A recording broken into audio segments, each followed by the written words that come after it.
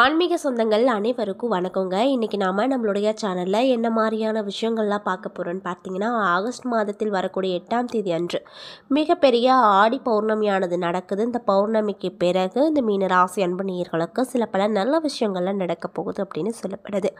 அந்த விஷயங்கள் உங்களுக்கு உண்மையாலுமே நன்மை தரக்கூடிய விஷயங்களா, தீமை தரக்கூடிய விஷயங்களா? நன்மை தரக்கூடிய விஷயம் அப்படின்னா அது என்ன, தீமை தரக்கூடிய விஷயம் அப்படின்னா என்ன அப்படிங்கிறத பற்றி தான் நான் இன்றைக்கி இந்த வீடியோ பதிவின் மூலிமா தெளிவாக உங்ககிட்ட ஷேர் பண்ணிக்க போகிறேன். இந்த பதிவில் சொல்லக்கூடிய ஒவ்வொரு தகவலுமே உங்களுக்கு பயன் தரக்கூடிய தகவலாக தான் இருக்கக்கூடுங்க. ஸோ வீடியோ ஸ்கிப் பண்ணாமல் தொடர்ச்சியாக பாருங்கள். அது மட்டும் இல்லாமல் இது போன்ற ஆன்மீகம் சார்ந்த வீடியோக்களெல்லாம் நீங்கள் முழுசாக பார்த்து தெரிஞ்சுக்கணும் அப்படின்னு நினச்சா நம்ம சேனலை மறக்காமல் சப்ஸ்கிரைப் பண்ணிவிட்டு கீழே இருக்கும் பெல் ஐக்கானையும் மறக்காமல் கிளிக் பண்ணிடுங்க. அப்போ தான் நம்ம சேனலில் போடுற ஒவ்வொரு வீடியோவுமே நோட்டிஃபிகேஷனாக உங்ககிட்ட உடனுக்குடனே சேருங்க. மேலும் உங்களுக்கு அந்த விநாயகர் பெருமானை ரொம்ப ரொம்ப பிடிக்கும் அப்படின்னா அந்த வீடியோக்கு ஒரு லைக் பண்ணிவிட்டு உங்களுடைய ஆள் மனதில் நிறைவேறாத விஷயங்கள் அப்படின்னு சொல்லிட்டு நிறையவே இருக்கும். அதில் ஏதோ ஒரு விஷயம் நடக்கணும்னு சொல்லி மனதார வேண்டிட்டு நம்மளுடைய கமெண்ட் பாக்ஸில் கணபதிக்கு போற்றி அப்படின்னு சொல்லி மறக்காமல் பதிவிடுங்க.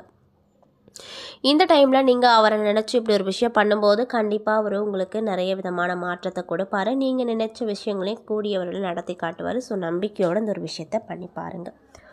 ஸோ இப்போ வாங்க நம்ம வீடியோக்குள்ளே போய் முழுசாக பார்த்து தெரிஞ்சுக்கலாம். மீனராசி அப்படிங்கிறது கால புருஷனுக்கு 12வது ராசியாக சொல்லப்படுதுங்க. அது மட்டும் இல்லாமல் சத்திய வழியில் நடக்கணும் அப்படின்னு ரொம்பவே ஆசைப்படக்கூடிய நபர்களாகத்தான் இந்த மீனராசிக்காரங்க இருப்பாங்க. எந்த ஒரு விஷயமா இருந்தாலும் தெளிவாக திட்டம் போட்டு தான் அந்த விஷயத்தில் இறங்குவாங்க அப்படின்னு சொல்லப்படுது. புத்தி சாதுர்த்தியம் அப்படிங்கிறது இவங்களுக்கு அதிகமாக இருக்குது. அதனாலேயே எந்த ஒரு முடிவு எடுக்கணுனாலும் தீர்க்கமாக எடுப்பாங்க அப்படின்னு சொல்லப்படுதுங்க. கூட்டு குடும்பத்தில் இருக்கணும் அப்படின்னு ரொம்ப ஆசைப்படுவாங்க. அது மட்டும் இல்லாமல் நம்ம கூட 4 பேர் இருந்தால் அவங்களுக்கு நன்மை நிறையவே நடக்கணும், நமக்கு எப்படியோ இருந்துட்டு போகுது, அவங்க நல்லா இருக்கணும் அப்படிங்கிற எண்ணம் இவங்களுக்கு அதிகமாக இருக்கும். நினைத்ததை நடத்தி முடிக்க வேண்டும் அப்படிங்கிற எண்ணம் இவங்களுக்கு அதிகமாக இருக்கும். அதேபடி அவங்க நினச்ச விஷயங்கள் எல்லாமே செஞ்சு முடிச்சிருவாங்க அப்படின்னு சொல்லப்படுதுங்க. மீனராசிக்காரங்களை பொறுத்த வரைக்கும் இவங்க கிட்ட நல்ல குணங்கள் நிறையவே இருக்கும். ஆனாலுமே இவங்களுக்கு கடன் விஷயத்தில் ரொம்ப அதிகப்படியான பிரச்சனைகளை பார்த்துட்டு தான் இப்போ வரைக்கும் இருக்காங்க. அது மட்டும் இல்லாமல் இந்த மீனராசி அன்பர்களை பொறுத்த வரைக்கும் சுற்றி இருக்கவங்க எல்லாருமே இவங்க கிட்ட நல்ல விதமாக பேசினாலுமே இவங்களை பற்றி குறை சொல்லதான் நிறைய பேர் இருக்காங்க அப்படின்னு சொல்லப்படுது. இவங்க எப்பொழுதுமே சிரித்த முகத்தோடு தான் இருப்பாங்க. இவங்களுக்கு கோபம் அப்படிங்கிறது ரொம்ப அதிகப்படியாக வராது அப்படின்னு சொல்லப்படுது.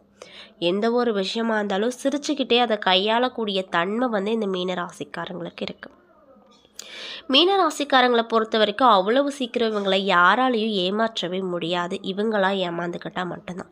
அதாவது இவங்களாம் ஏமாந்துக்கிட்டால் மட்டும்தான் அப்படிங்கிறதுக்கு என்ன அர்த்தம்னு பார்த்தீங்கன்னா, ஒருத்தங்களை நம்பிக்கையானவங்க ஏமாத்தினா மட்டும்தான் இவங்களால் ஏமாற முடியுமே தவிர மற்றபடி மற்றவங்களால் இவங்களை ஏமாற்றவே முடியாது. ஏன் அப்படின்னா இவங்க ரொம்ப புத்தி கூர்மை உடையவங்களாக இருப்பனால இவங்களை ஏமாத்துறது அப்படிங்கிறது ரொம்ப கஷ்டமான ஒரு விஷயமா இருக்கக்கூடும் அப்படின்னு சொல்லப்படுது.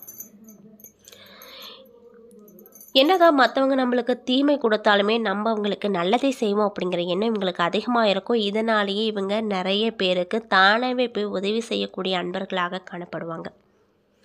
எந்த ஒரு கெட்ட எண்ணங்களும் இவங்களுக்குள்ளே இருக்கவே இருக்காது. அந்த அளவுக்கு ரொம்ப நல்லவங்களாக இருப்பாங்க. பேச்சாற்றல் இவங்களுக்கு அதிகமாகவே இருக்கும். இதனாலேயே நட்பு வட்டாரமும் ரொம்ப ஜாஸ்தியாக இருக்கும் அப்படின்னு சொல்லப்படுது. இப்படிப்பட்ட அன்பு நேயர்களுக்கு இந்த பௌர்ணமிக்கு பிறகு என்னென்ன விதமான சிறப்பான நிகழ்வுகள்லாம் நடக்க போகுது, மேலும் நீங்கள் இந்த காலகட்டத்தில் என்ன மாதிரியான விஷயத்தில் ரொம்ப கவனமாக இருக்கணும், என்னென்ன விஷயங்கள்லாம் பண்ணணும் பண்ணக்கூடாது அப்படிங்கிறத பற்றி தான் நான் இன்றைக்கி இந்த பதிவின் மூலிமா உங்கள்கிட்ட ஷேர் பண்ணிக்க போகிறேன். இந்த பதிவில் சொல்லக்கூடிய எல்லா விஷயங்களுமே கண்டிப்பாக உங்களுக்கு பயன் தரக்கூடிய விஷயங்களாக தான் இருக்கக்கூடும். ஸோ வீடியோ ஸ்கிப் பண்ணாமல் தொடர்ச்சியாக பாருங்கள். மேலும் மீனராசிக்காரங்க யாராவது இந்த பதிவை பார்க்குறீங்க அப்படின்னா நான் சொன்ன விஷயம் உங்களுக்கு மேட்சாக இருந்துச்சுன்னா நம்மளுடைய கமெண்ட் பாக்ஸில் கரெக்டுன்னு சொல்லி மறக்காமல் பதிவிடுங்க. ஸோ இப்போ வாங்க நம்ம வீடியோக்குள்ளே போய் முழுசாக பார்த்து தெரிஞ்சுக்கலாம். மீனராசியில் இருக்கக்கூடிய புரட்டாதி 4ஆம் பாத நட்சத்திர அன்பர்களுக்கு இந்த பௌர்ணமிக்கு பிறகு எப்படி இருக்க போகுதுன்னு பார்த்தீங்கன்னா நன்மை தரக்கூடிய காலகட்டமாக இருக்க போகுது. ராசிநாதன் 4வது இடமான சுகஸ்தானத்தில் சஞ்சரிக்கும் நிலையில் அவருடைய பார்வைகள் 8, 10, 12ஆம் இடங்களுக்கு உண்டாவதால் இதுவரை இருந்து வந்த உங்கள் நிலைகளில் மாற்றம் கிடைக்கும். நெருக்கடிகள் விலகும். பிறரால் ஏற்றப்பட்ட சங்கடம் அவமானம் நீங்கும். பணிபுரியும் இடத்துல உங்கள் செல்வாக்கு உயரப்போகுது. சுய தொழில் செய்வோருக்கு வருமானம் அதிகரிக்கும். திடீர் வரவால வாழ்க்கை அனைத்திலும் வளம் கிடைக்கும். வியாபாரத்தை பொறுத்த வரைக்கும் வியாபாரத்தில் இருந்து வந்த தடைகள் விலக போகுது. எடுக்கும் முயற்சியில் வெற்றி கிடைக்கும். விரைய செலவுகள் கட்டுக்குள் வரும். நிம்மதியான தூக்கம் இல்லை என அவதிப்பட்டு வந்த நிலைகள் நீங்க போகுது. குடும்பத்தில் நிம்மதியும் கிடைக்கும் அப்படின்னு சொல்லப்படுதுங்க. மேலும் ஆகஸ்ட் 3 வரைக்கும் புதன் சஞ்சாரம் சாதகமாக இருப்பதால் உங்கள் புத்திசாலித்தனம் வெளிப்படும். நினைத்த வேலைகளை நினைத்தபடி நடத்தி முடிப்பீங்க. புதிய முயற்சிகளில் வெற்றி கிடைக்கும். எதிர்பார்த்த வரவுகள் வரும் என்றாலுமே அதற்கு பிறகு கவனமாக நீங்கள் செயல்படுவது நல்லது. பணம் சார்ந்த விஷயத்துலேயும் கவனமாக இருக்கணும். இன்னும் சிலருக்கு வீண் பழிச்சொல் ஏற்படும் அப்படிங்கிறதுனால சுய ஒழுக்கத்தில் இந்த காலகட்டத்தில் கவனம் தேவைங்க. அந்நியரிடம் ஓரளவு விலகி இருப்பது உங்களுக்கு ரொம்ப நல்லது அப்படின்னு சொல்கிறாங்க. மேலும் அதிர்ஷ்டக்காரகன் சுக்கிரன் சஞ்சாரம் மாதம் முழுவதுமே சாதகமாக இருப்பதால் குடும்பத்திலையும் சரி உறவுகளிடத்துலையும் சரி உங்களுக்கு நல்ல பெயர் இருக்கும். பொருளாதார நிலை உயரும். பொன் பொருள் சேர்க்கை உண்டாகும். உழவு தொழிலில் இருக்கக்கூடியவங்களுக்கு கூடுதல் முயற்சி தேவைப்படுங்க. அதே போல் பணியாட்களின் நிலை அப்படிங்கிறது உங்களுக்கு உயரப்போகுது. மேலும் உங்களுக்கு அதிர்ஷ்டம் தரக்கூடிய நாட்கள் ஆகஸ்ட் 12. செய்ய வேண்டிய பரிகாரம் சிவபெருமான வழிபட்டு வர வாழ்க்கையில் முன்னேற்றங்கள் கிடைக்கும்.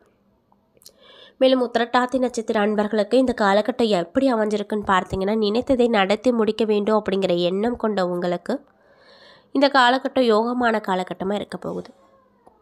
மேலும் உங்களுடைய ராசிநாதன் 4ஆம் இடத்துல நட்சத்திர அதிபதி இருந்து ஸ்தானத்தில் என்ற நிலையில் இருந்தாலுமே சத்ரு ஜெயஸ்தானத்தில் சஞ்சரிக்கும் போது மாதம் முழுவதுமே உங்கள் நிலையில் முன்னேற்றம் தருவார்.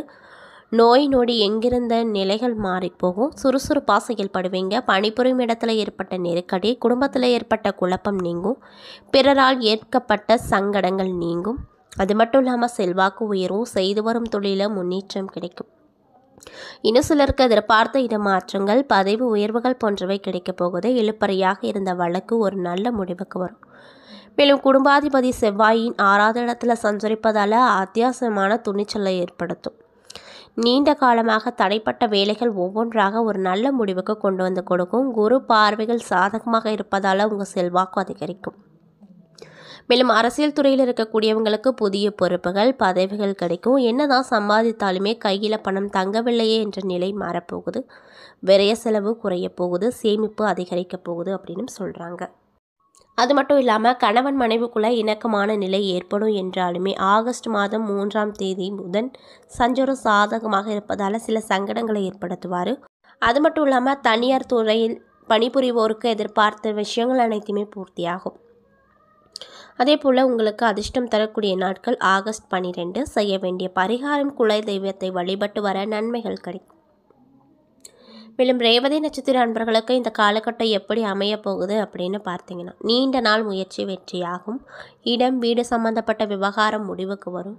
உறவினர்களின் ஆதரவு கிடைக்கும். செல்வாக்கு உயரும். 6ஆவது இடத்துல சஞ்சரிக்கக்கூடிய கேது உங்கள் செயல்களில் லாபகமாக்கி கொடுப்பாரு. தைரியத்தை அதிகரிப்பார். மற்றவர்களால் முடியாது என கைவிட்ட வேலைகளை உங்கள் கையில் எடுத்து முடித்து ஆதாயத்தை காண்பார். மாதம் முழுவதுமே சுக்கிரன் சாஞ்சரமாக இருப்பதால் பொன் பொருள் சேர்க்கை அப்படிங்கிறது கிடைக்கும். வேலை பார்க்கும் இடத்துல உங்கள் கோரிக்கை நடக்குங்க. வெளிநாட்டு முயற்சி ஏதாவது பண்ணிகிட்ருக்கீங்க அப்படின்னா அதில் வெற்றி கிடைக்கும். அது மட்டும் இல்லாமல் சொத்தில் இருந்து வந்த பிரச்சனைகள் ஒரு நல்ல முடிவுக்கு வரும். சகோதரர் ஒற்றுமை அதிகரிக்கும். தைரியமாக செயல்பட்டு நினைத்ததை சாதிப்பீங்க. வம்பு வழக்கு என சங்கடப்பட்டு வந்த நிலை மாறப்போகுது. குரு பார்வைகளால் உங்கள் பயமுறுத்தி வந்த பிரச்சனைகள் விலகப் போகுது. பிறரால் சந்தித்த அவமானம் நீங்கும். அரசு பணியில் இருக்கக்கூடியவர்களுக்கு நீண்ட நாள் எதிர்பார்ப்புகள் பூர்த்தியாகும் அப்படின்னு சொல்கிறாங்க. மேலும் உங்களுக்கு அதிர்ஷ்டம் தரக்கூடிய நாட்கள் ஆகஸ்ட் 12, 14. அதிர்ஷ்டம் தரக்கூடிய எண்கள் 23, 30. அது மட்டும் இல்லாமல் நீங்கள் என்ன மாதிரியான விஷயங்களை பரிகாரமாக பண்ணணும்னு பார்த்தீங்கன்னா, ஆண்டாளை வழிபட தடைப்பட்ட வேலைகள் நடக்கும் அப்படின்னு சொல்கிறாங்க. என்ன நண்பர்களே, இந்த பதிவுகளில் நம்ம மீனராசி அன்பு நேயர்கள் அனைவருக்குமே இந்த பௌர்ணமிக்கு பிறகு என்னென்ன விதமான சிறப்பான நிகழ்வுகள்லாம் நீங்கள் பார்க்க போகிறீங்க, அது மட்டும் இல்லாமல் என்னென்ன விஷயத்தில் நீங்கள் கவனமாக இருக்கணும், என்னென்ன விஷயங்கள்லாம் நீங்கள் பண்ணணும் பண்ணக்கூடாது அப்படிங்கிறத பற்றி தெளிவாக நான் இன்றைக்கி இந்த பதிவின் மூலிமா உங்கள்கிட்ட ஷேர் பண்ணியிருப்பேன். இந்த பதிவில் சொல்லியிருக்கக்கூடிய எல்லா விஷயங்களுமே கண்டிப்பாக உங்களுக்கு பயன் தரக்கூடிய விஷயமாக தான் அமைஞ்சிருக்கும். ஸோ வீடியோ பிடிச்சிருந்தால் லைக் பண்ணுங்கள், ஷேர் பண்ணுங்கள். அது மட்டும் இல்லாமல் நம்மளுடைய சேனலில் நீங்கள் இப்போ தான் ஃபர்ஸ்ட் டைம் பார்க்குற மாதிரி இருந்தால் மறக்காமல் சப்ஸ்கிரைப் பண்ணிவிட்டு கீழே இருக்கும் பெல் ஐக்கானையும் மறக்காமல் கிளிக் பண்ணிடுங்க. நன்றி.